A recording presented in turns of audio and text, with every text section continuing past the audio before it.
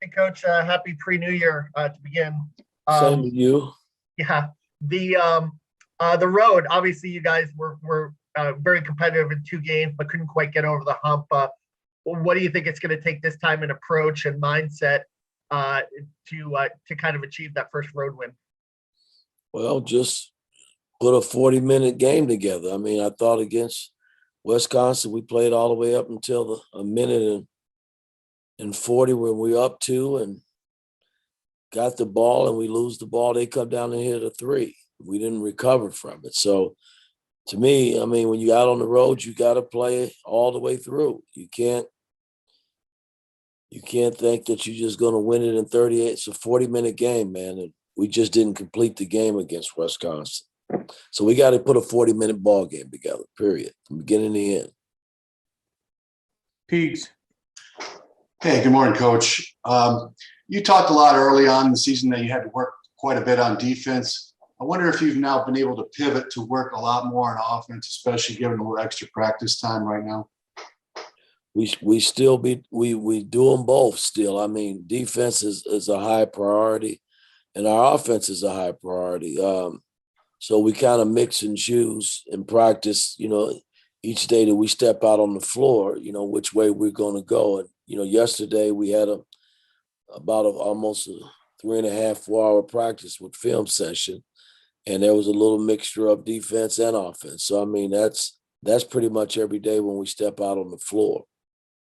Coach, can you tilt the screen a little bit? I think your head's cut off. There we go. Okay. Tom Brew. Mike, I know in NBA games, when the games get more important and such, that rotations and bench minutes can sometimes shrink.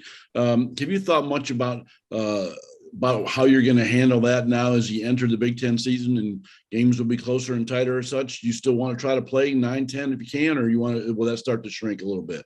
Well, it all depends, just the flow of the game. I mean, I never really go into a game saying I'm going to play 9 or 10 guys. I mean, fortunately for us, we've had an opportunity to do that. But it's going to be based on the game and who's playing well and how I feel in terms of who's going to be in the rotation. So I like to play 9, 10 guys.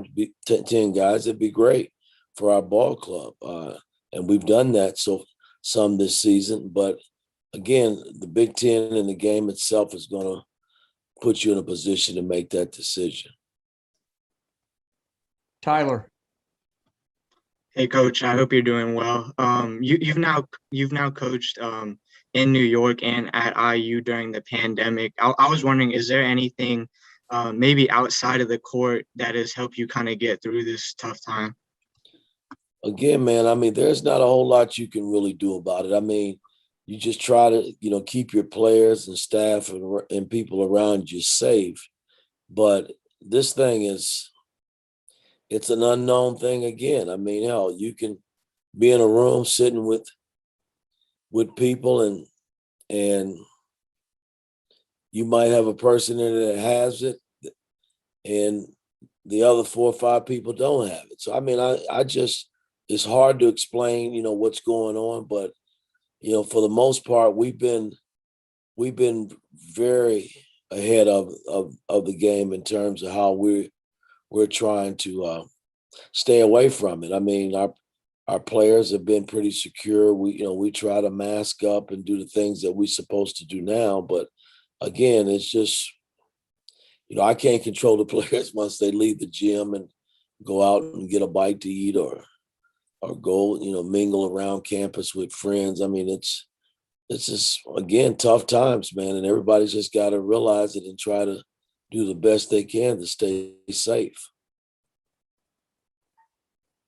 Dustin. Hey, Coach, I wanted to see if you've got just how far along Trey Galloway is at this point, if you're expecting to have him available on Sunday, or if not, what his timeline looks like at this point.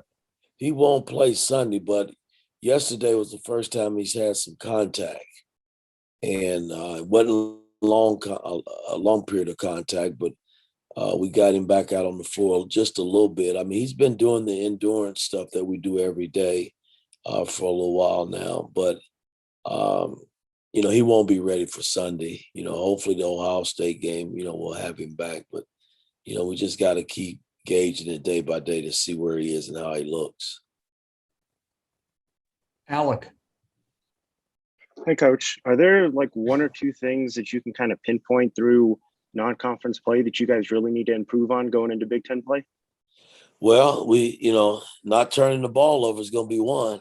Right now, that's kind of been our problem. We've been a lot better the last 5 games, and making free throws, guys. When you're in close games, you look at the 2 games, Syracuse and Wisconsin. A couple of possessions here or there. We probably sitting here 12-0, and free throws had a lot to do with it in the Syracuse game, as well as turning it over, and missed free throws coming down the stretch in the Wisconsin game. So those are 2 areas that I like to improve in as we start to navigate through the Big Ten season. Alex. Hey, Coach. Hope you're doing well. Just curious. You as well.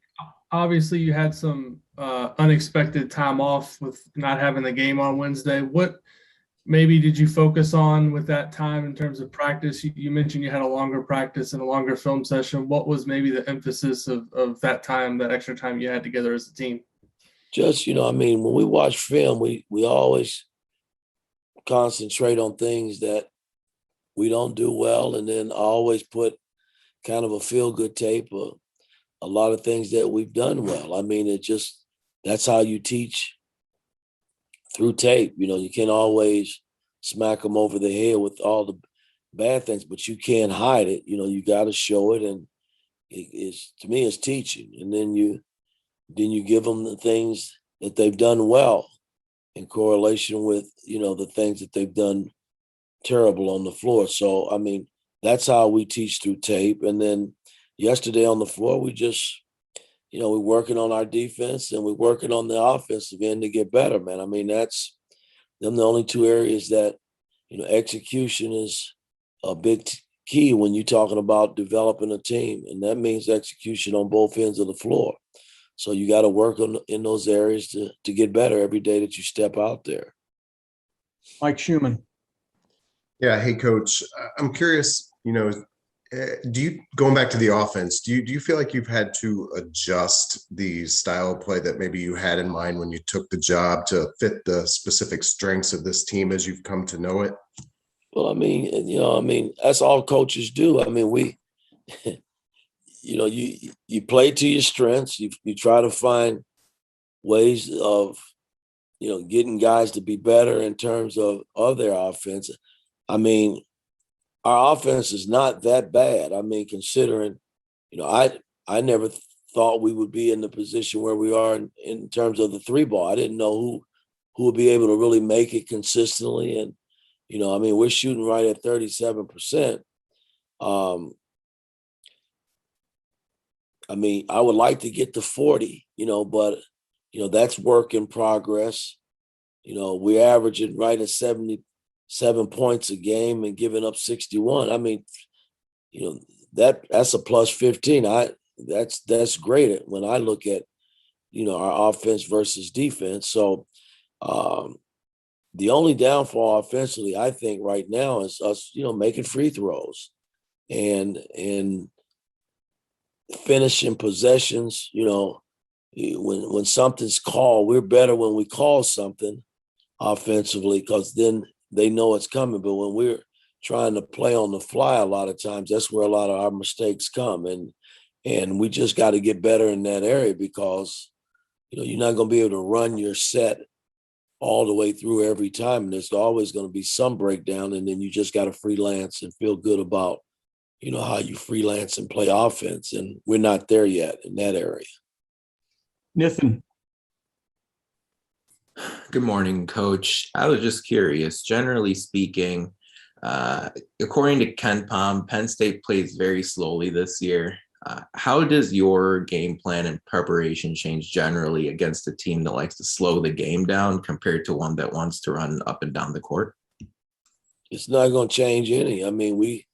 They slow it down. We got to get stops, and they're slow down offense. I'm watching them on film. They they move around. Their pace probably is not that high, but they move the ball around. They try to get up and down and make plays. They got pretty good point guard play and perimeter play. So, and then they got a big guy inside that plays the perimeter and inside as well.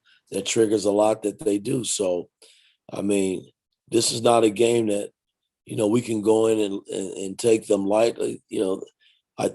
They played Ohio State, early pretty close, and then Ohio State eventually, made the spread in the game. But I like their team. I mean, I think they're well coached, and we got to put a 40-minute game together, man. I mean, there's no gimmies I don't think in the Big Ten. I mean, when I look at these teams, man, everybody can beat each other. So, we got to be ready to commit ourselves to 40 minutes when we go in there to play.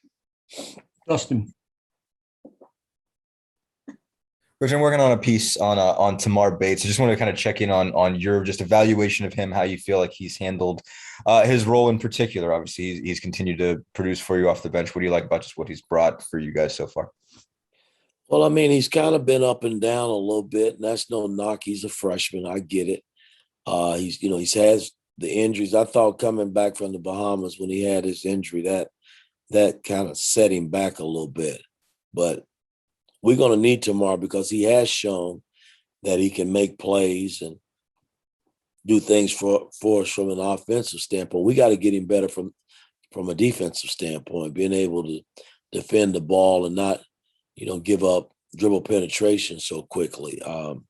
But it's still work in progress with him. And, hey, the good thing and the beauty about Tamar, he comes to work every day and he puts in the time, and he'll continue to grow, but we got to help him speed the process up, I think. Last question, Tom. Mike, I asked Trace this last week or so, but I was curious to get your opinion on it. When Michael Durr showed up here, we kind of figured when the Big Ten season rolled around that you might want to try to play him and Trace together, but we haven't really seen that in games yet. Trace did mention you have done that in practice some. When you're going up against some of these big 7-footers in the league, will there be times where we see Michael Durr and Trace Jackson-Davis on the floor together? You might. I mean, I haven't played two centers like that pretty much in my whole career as a head coach. Because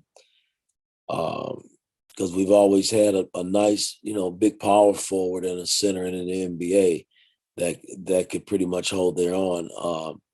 That's hard for me to even say right now. I look at Purdue and they played the big 7-footer and they come out back with Williams at the backup center, and Mike, and I'm going to try Mike on their second center, their second unit, like we've been playing. But for Mike, we just got to get him probably in a little better shape, and he's been working in that area based on him coming off the injury that he had. But he will play now, that we're getting ready to go through this Big Ten and deal with some of these big guys, because he's got a big body and he likes to bang a little bit too. So, he just got to be ready to go, because I'm going to play him some, but I don't know if I'll play them two together. I just don't know that yet.